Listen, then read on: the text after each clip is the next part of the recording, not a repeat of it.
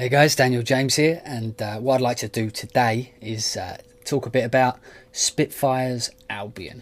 So, when I'm going to do this, I'm going to show you a short little cue I've written using Albion, and then I'm going to talk about which bits of Albion I used to put it together, and then the bits I didn't use, and then we'll talk about where Albion's strong, where it's weak, blah blah blah, etc. etc. So let's have some fun. Here's the cue, and here we go.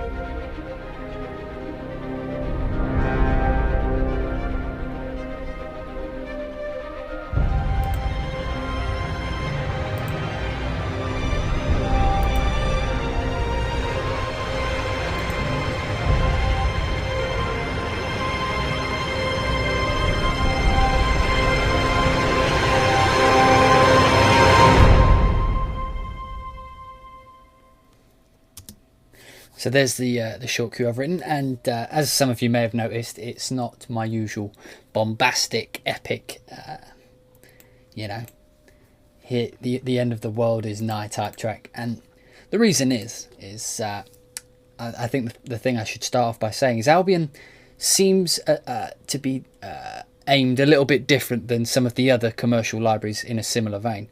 It seems very geared towards the like the softer side of music. So if you, I'm saying a lot, so just ignore that. Yeah, it's kind of designed for like the softer type of music. From what I found, it's so like if you compare it to something like Symphobia's meant for like these big kind of epic tracks. Albion's meant for more of these just as important, but the underscores type cues. Those cues that need music underneath them, but they don't need to be huge and up in your face. And Albion seems to cover the soft dynamics very well. I mean, at least in my opinion, but covers the soft dynamics and the low down vibe really well. And a lot of that comes from the actual sound of it. It's got a lot of like I've talked about in my previous videos, the air of the samples is really there. So let's talk about how I actually built this track. So we'll start off with the strings, as I always do. And so we start off with this this nice little soft section here. And what we've actually got going on here is, you can't really see it, but is I'm using the Ostinato longs. Well, I should probably talk about what the library is first, shouldn't I? Yeah, let's do that. Okay, so Albion comes in like 4 different things. You get like the orchestra part, and you get the loops part, you get a percussion part, and you get like some effects, more like pads and stuff. So the orchestra is like I mentioned before, like Symphonia, it's quite comparable in the fact that it gives you like a full orchestral section, but it doesn't give you them in separate sections. It gives you them in a type of an ensemble, so they're recorded together. So each section's split up into 2 parts. You get your highs and your lows, so the brass, the string high and low, and the woodwind high and low. And so we take a look at the string high section. So you get, with each one, you get like a bunch of effects. Then you get a long version with legato. Then you get a long version that's called longs, which is where you can play more than one note at a time, which is like, so I can play more than one note at a time. And then, you get your legato, which is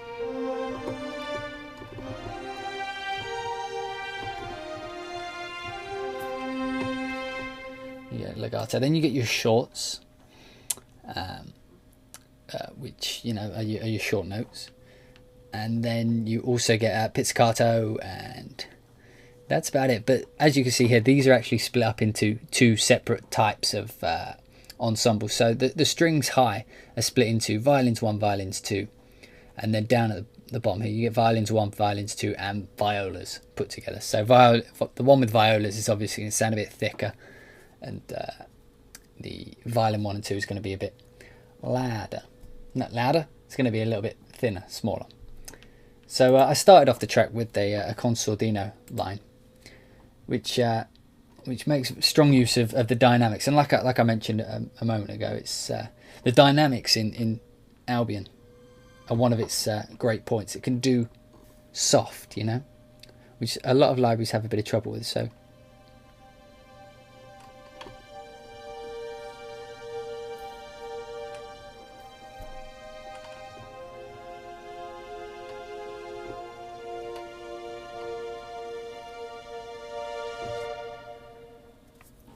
as you can see, it can do the soft. That was the viola version consordino patch.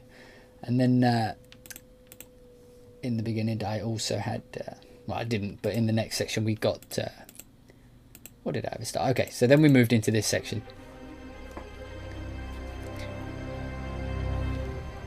which is like your typical build section. And one of the key points holding this down is actually the lows, the string low parts. It's this is one of my favourite parts. It's the low legato in Albion is actually fantastic. It's got a lot of bass and it actually sounds like a low section. So here we go.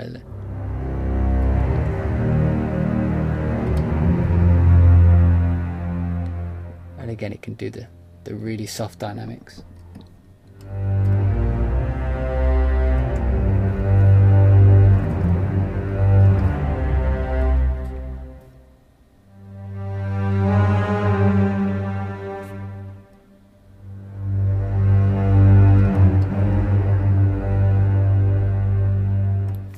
Which is a beautiful sound, and of course with everything, they don't just have legato. If I wanted, I could swap that out for a long, so I could do low chords. Not that you'd want to do low chords because it gets a bit muddy, but you know. So that, you know, in the string low section, you get the same thing. You get the ostinatum, which I'll go into a bit later, which is your shorts. You get effects. You get your octaves. You get your pizzicato, your shorts, your consordinos, blah blah blah blah. And then, so then the next section. Okay, let's talk about the ostinatum. So, the main focus of this track, you could say, is my ostinato, which goes like this.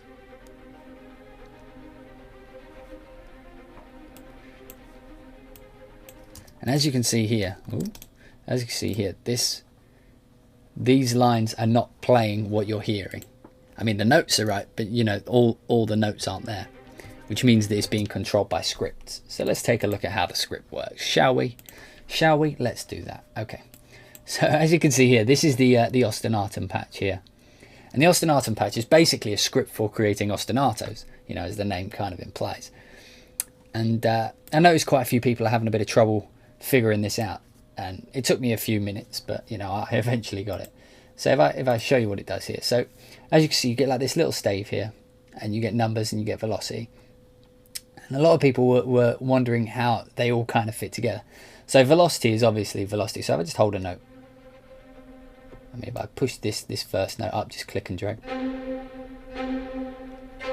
You know, so you can create like, if you want to create rhythms. Let's just pull those down. So as you see, you can create rhythmic ostinato, ostinato, is that a word? I don't know, I made it up. So yeah, so just drag these down, and you can extend, and you know, you can have as many sequences as you want, but I went with 8, and you can also turn these off, but I'll go into that. So where a lot of people were tripping up is how they get the actual ostinato part. So if I play a chord,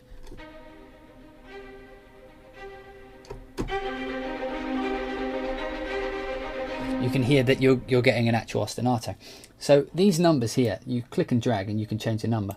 And a lot of people were wondering what that relates to. So if you look down here, if I hold a D, and then I throw in an F.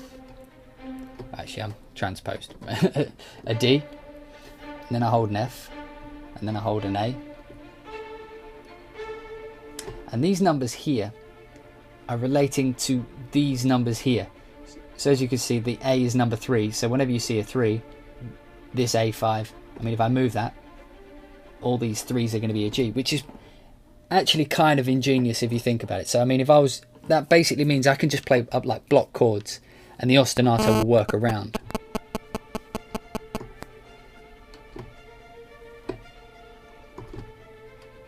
I mean, you should probably change in time to make it work. But one of the things that trips me up about this is that it's mod wheel. The velocity is mod wheel controlled, but it's also velocity controlled. So if I hit this hard, you know, you get it loud. If I hit it soft, but it's also controlled by the mod wheel. So if I hit it soft and then turn the mod wheel up, and sometimes you get this weird kind of like clipping where it doesn't know if to go with the velocity or the mod wheel. So something to look at in the future there maybe. But yeah, so if I hit this soft and then change it,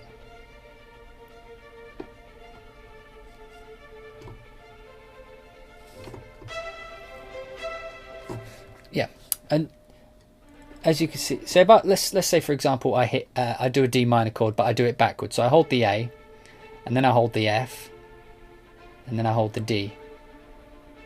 And did you notice how the lowest note went to the bottom?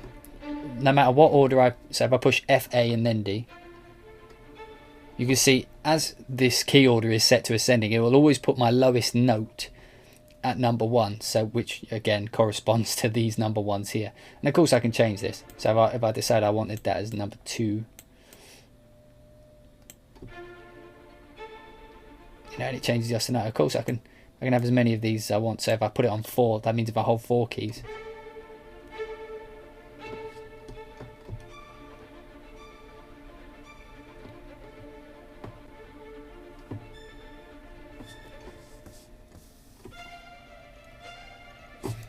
and you can change the key order, so you can push it, you can change to the order press. So if I do that D minor chord, but starting from the, so if I go F, A, and then the low D,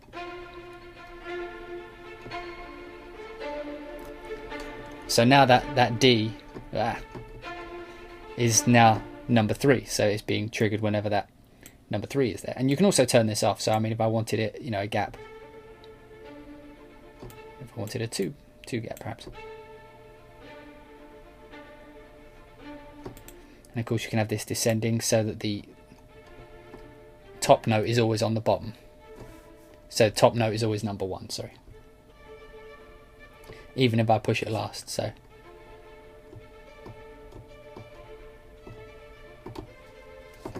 So yeah, it's very, very, I forgot what this was on. I think it was this. The track's going to sound completely weird now, but yeah, so a very, very powerful tool is the ostinato. And I can see myself using this to create ostinatos in the future. You know, it's a good way of developing them, you know, because it means, as you know, when I'm writing, instead of, you know, programming each note, I can you know, see which chords I want to rock out, and it will do them for me. I mean, of course you have to program your own, you have to program what it's going to do, but once you get that done. So yeah, so that's the ostinato. And then over here I added in a few of the effects. So I'll just solo these together.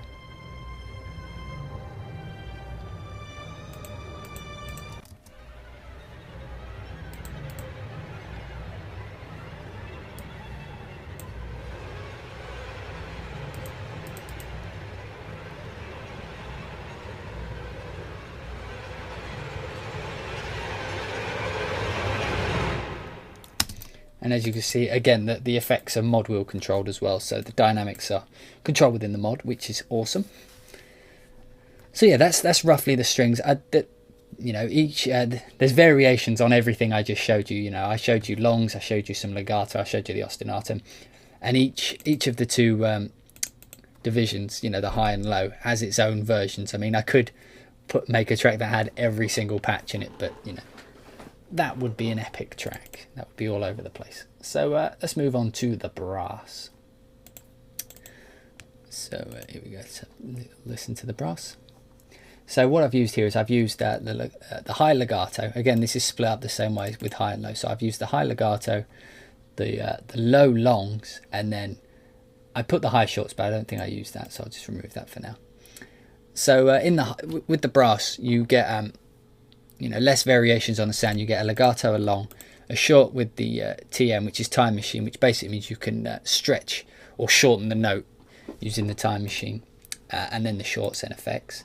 I didn't use any effects, but I'll show you some of those in a second.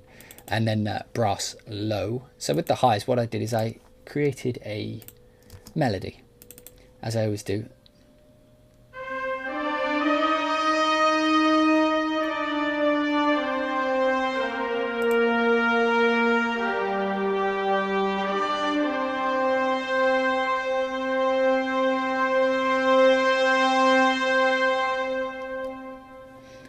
My modulation got a little bit lazy here, but you know, again, everything is mod wheel controlled. You know, it's got a nice kind of tone to it.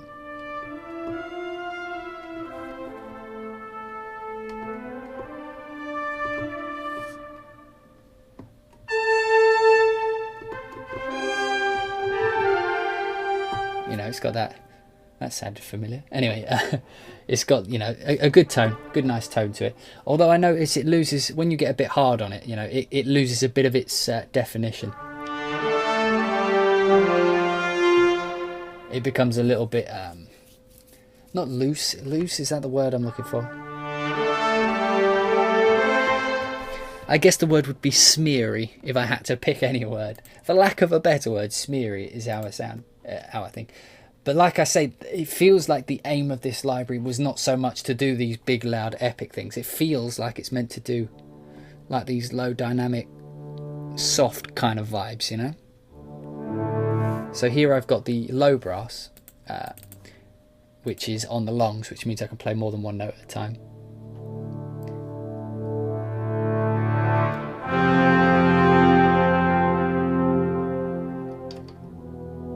And again, you know, these are mod wheel controlled, and the same with the high brass. It kind of loses a bit of definition. It loses a bit of definition when you push it up high like this. Actually, that was a bad example because that sounded fine, but you know, like when it's down low, you get that more sense of, you know, you get a nice sense of air.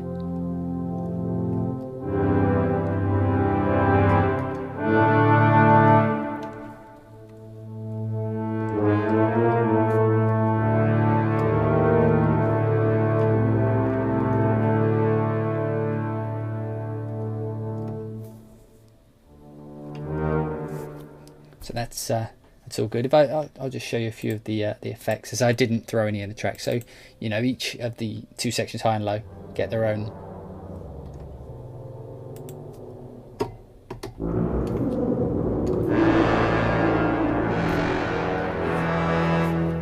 The effects sections again are very comparable to Symphobia.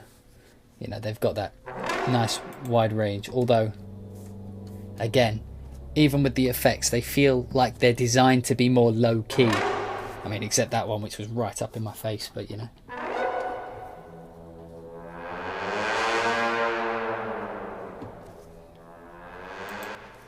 I mean, the more I'm using this library, the more I feel like it's, you know, it's going to be perfect for those underscore type cues, you know. So this is some of the high effects. My God.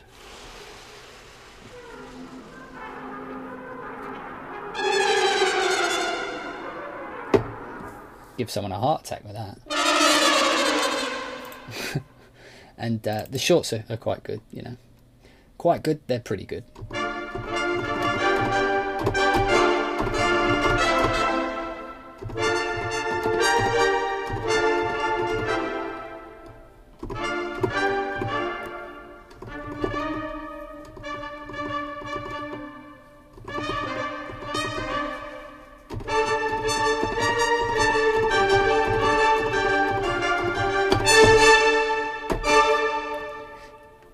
you know, it's got a nice tone to it. You know, it's also something you don't hear very often with brass shorts. It does soft very well.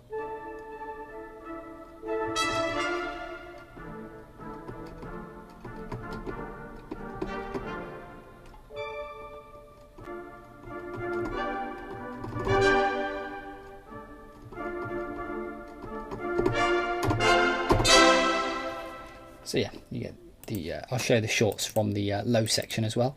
Why not? Why not indeed?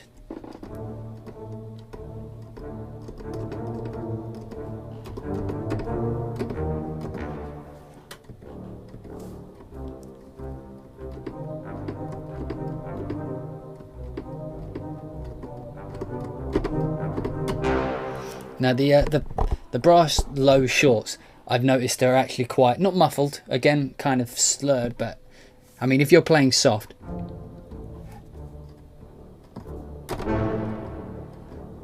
they're great, but if you're playing,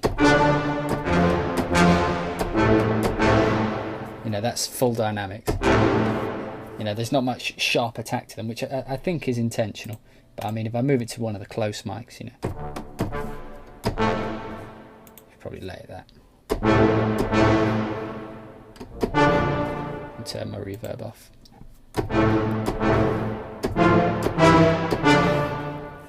Yeah, so they're losing a bit of definition, but like I keep saying, when you're playing soft, it's in its element.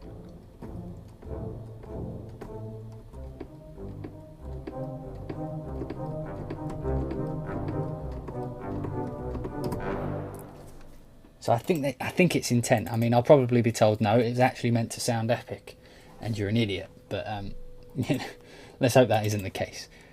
So yeah, so far everything's soft, and this is actually one of my favourite things. I've heard some people were not the biggest fans, but I genuinely am enjoying the particularly this one. This is the percussion section. So if we take a look at the Darwin percussion ensemble, so it's got like. 1, 2, 3, 4, 5, 6, 7. It's got 7 different patches here, and the first one is actually one of my favourites. Again, fitting in with that kind of underscore-ish type vibe. It's got this this very, you know, kind of typical. You hear it in a lot of underscore, you know. These low thuddy, just kind of impacts, you know. Particularly, you know, this. I mean, when you put it in context as well, it's.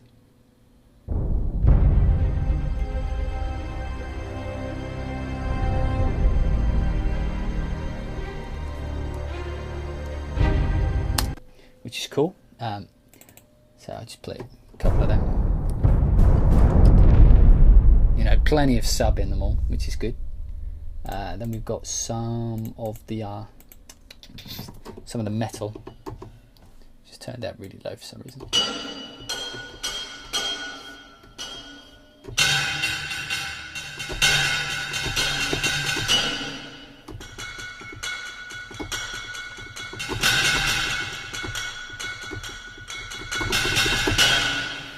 It's actually typical metal. We've got some high percussion. Okay, let's load in some. Oh, sorry, the high hits. So they'll be up here.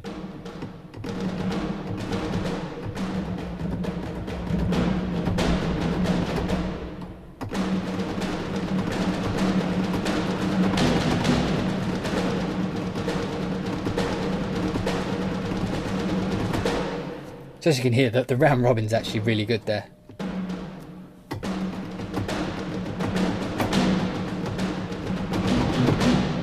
Oh, bit of phasing there, so I must have hit a key that was using the same round robin. But yeah, again, as I keep indicating, you know, it's not. I keep wanting to use the word muffled, but it's not muffled. It feels like it's meant to be more in the background. I mean, like if I play it along with the track, I'm sure it'll make a lot more sense.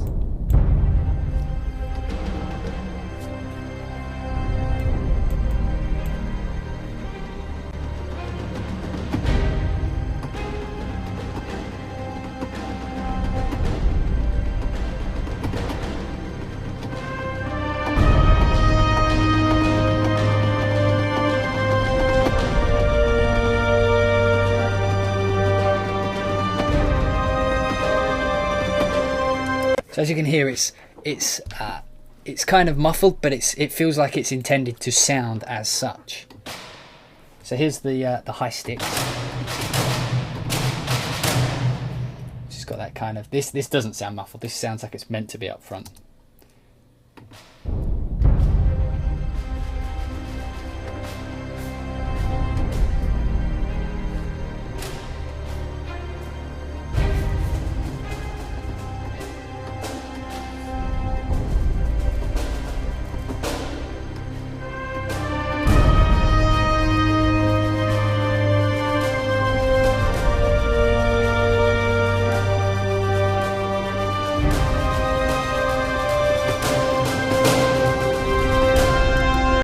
As you can hear, it sits nicely out on top. So we've got the low hits, which is like your low toms.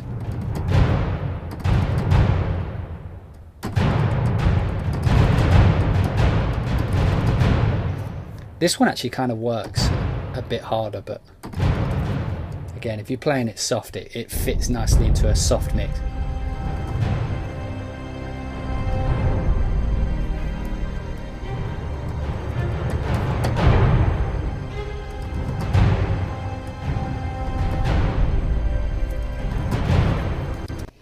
So you've got a nice... the thing I've found about Albion is it all seems to work together, you know?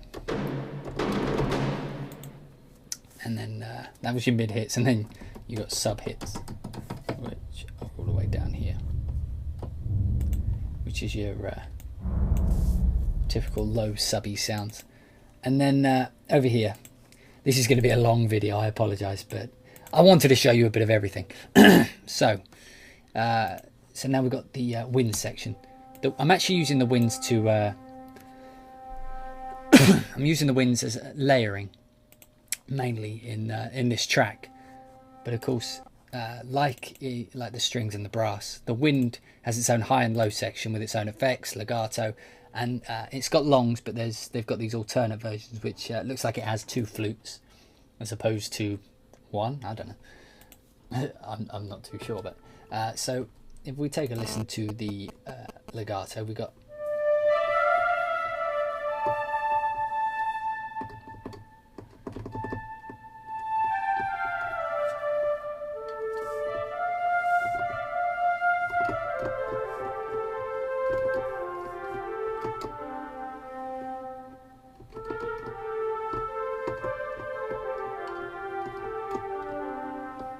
Again, I always have my reverb up. I just turn it off a bit.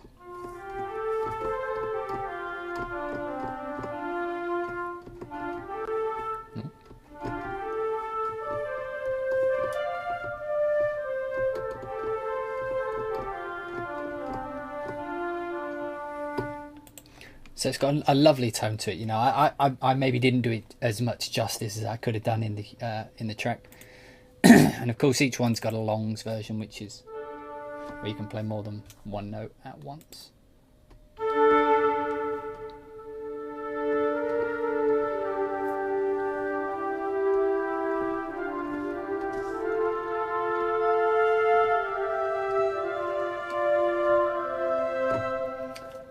Which is fantastic. And then of course it's got the alternate version with the 2 flutes.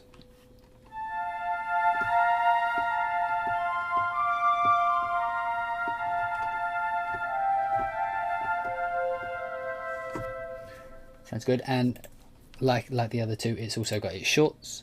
It doesn't have an ostinatum thing, which I was kind of disappointed with. I would have liked to have the ostinatum with the woodwinds.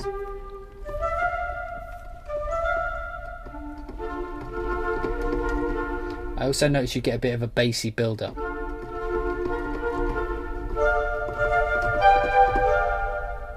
There's like a sub kind of bass build-up when you play more than one note.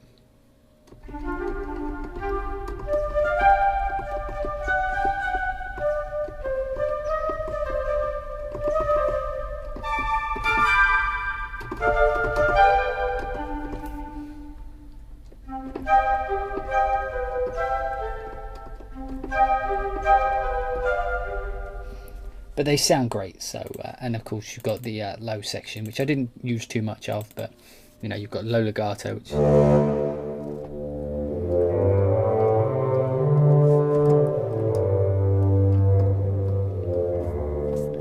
is cool. And then we got the longs and we got the shorts. The longs is the same as legato, but you can play more than one note.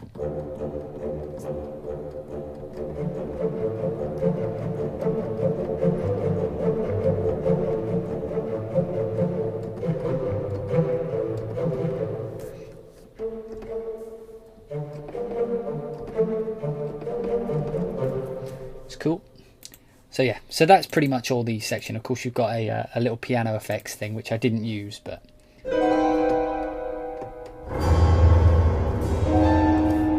yeah, you got your all your good stuff, you know. Piano staccatos, it's still loading in.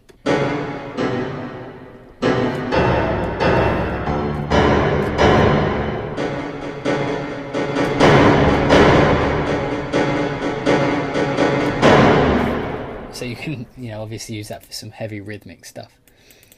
Okay, so we've talked about the majority of the orchestral parts. The Brunel loops I didn't use, however, they are extremely cool, and I should have done. I didn't because I'm an idiot. So let's take a listen to a couple of these. Let's put it in the percussion. So these are basically like, you get a bunch of loops that have been recorded as, normally in two separate times. So just load this up. So you get fourths, and then higher up the keyboard is eighths. But something these have that the other ones don't is they have like this little effects. I said that all posh. A little. Anyway, they've got this little effects section, and where you can control the attack. You can change all your lo-fi sections. So you can take. So we can enable this. Then maybe put some delay on.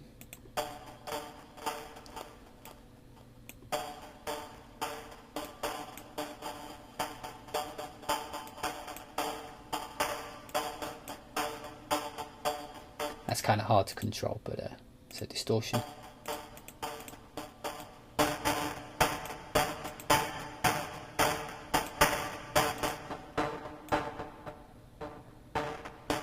And this is and if you click this little button underneath, what it'll do is it'll load up this little section here, and this is essentially a sequencer. So if I draw on it, you know, you'll get you know, you can draw on, you know, draw your sequence, and then if you click on this, it will show how fast it goes, and that is essentially controlling this here. So if I bring the resolution down, so it's like a tube, you know, an on-off, but then we have it as one beat.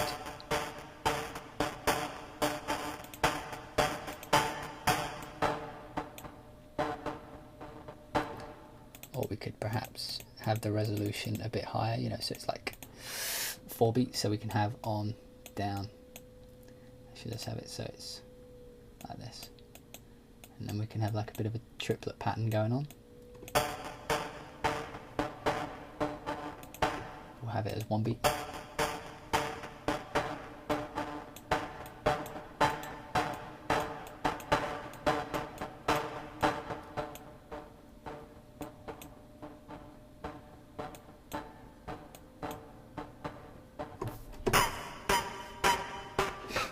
That sounded painful.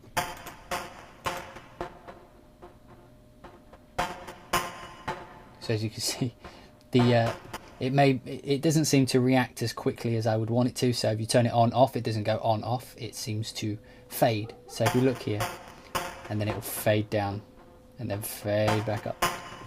So maybe a bit slower than I would want, but you know, it's cool that the things are there. And of course you've got volume. So you know, modulate the volume and the pan. So I mean, if the pan we could have left, and then we can have it go over a bar.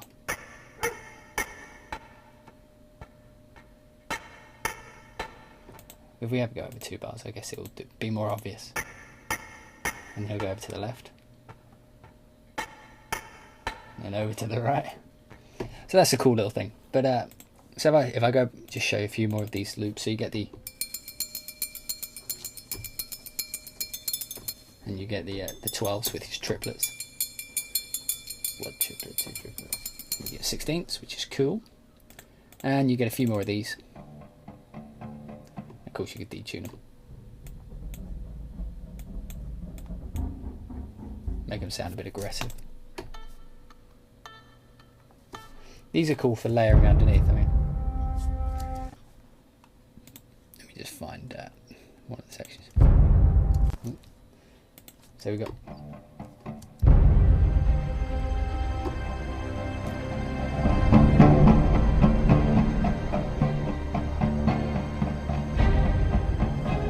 You know, it's good for adding that little bit of drive.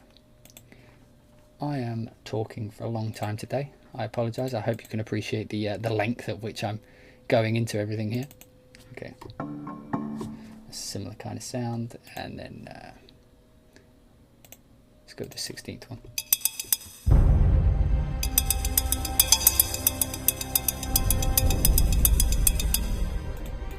This one needs a bit of.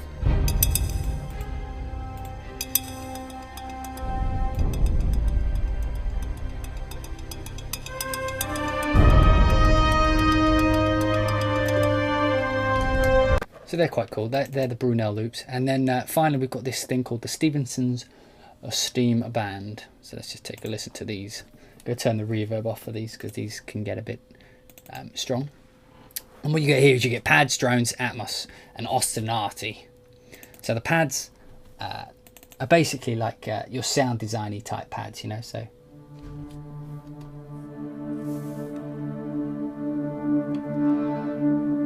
of course, mod wheel controlled.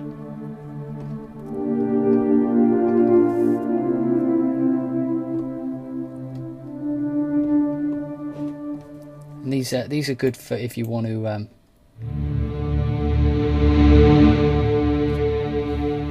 Again, like I've been saying the whole way through, this library feels more aimed at the underscore and the softer side of music that the other libraries kind of neglect. So I mean, like even a pad like this. You know, it can carry a scene.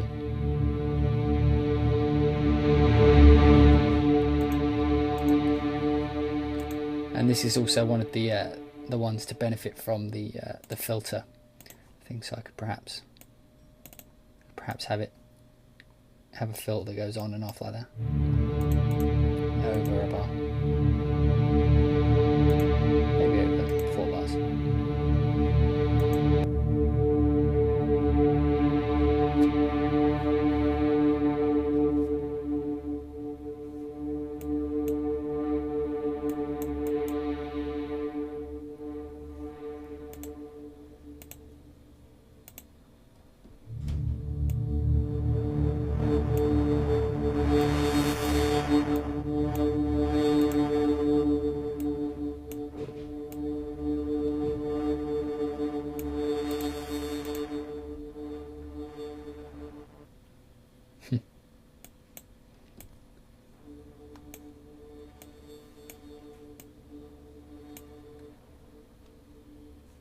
So as you can see, you know, you can add effects. You know, I took that standard sound and, you know, with a bit of automation here, I turned it into something a bit different, you know.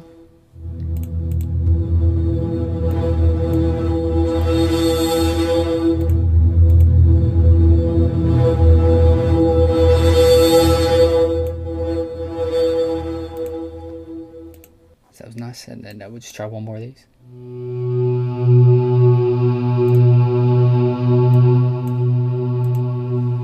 And then maybe throw some, let's go with the lo-fi again, that seems quite cool.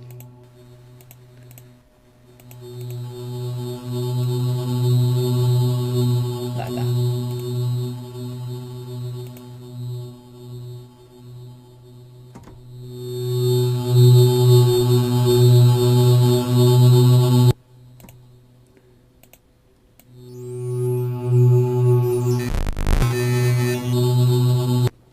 So yeah, you've got all these kinds of cool little effects that you can do.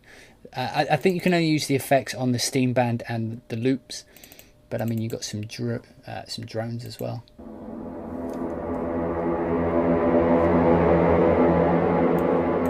Got some choir. All the moody stuff. We've got some atmospheres.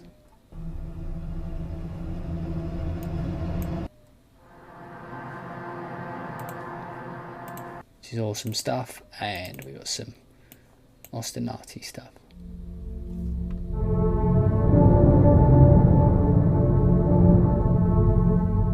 All controlled by the mod wheel there. It's quite a nice ambience.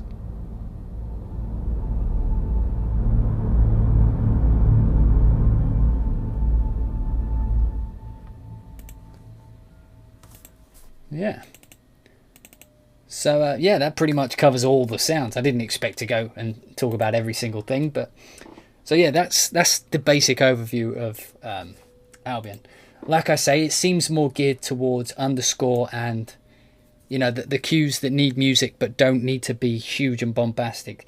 I mean, there's lots of other libraries out there that do huge and bombastic as a focus, and this as a focus seems like it's meant to be dialed back a bit. Everything kind of feels as though it's meant to be played softly and played with a bit of reservation, you know.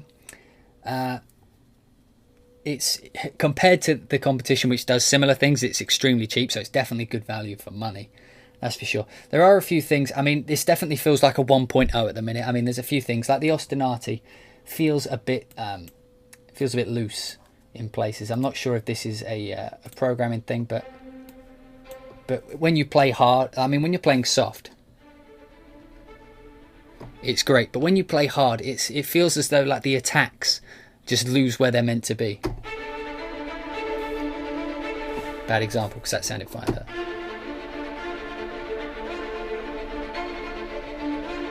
I'm not sure if you could hear that, but it feels like some of them are like some of them are almost before the beat and some are like really after the beat, and you get this kind of thing. But when you're playing soft, I mean, even when you're playing soft, it feels a bit. Also, I noticed that if you're playing, you know, an Ostinato and you turn off the round robin, it actually keeps the notes there. So you can't, if you turn it back on, you can't actually use it anymore. Just a bug I picked up. You know, maybe I should be a beta tester. But yeah. So there's a few little niggly things. Things I love. You know, things are like the low legato strings.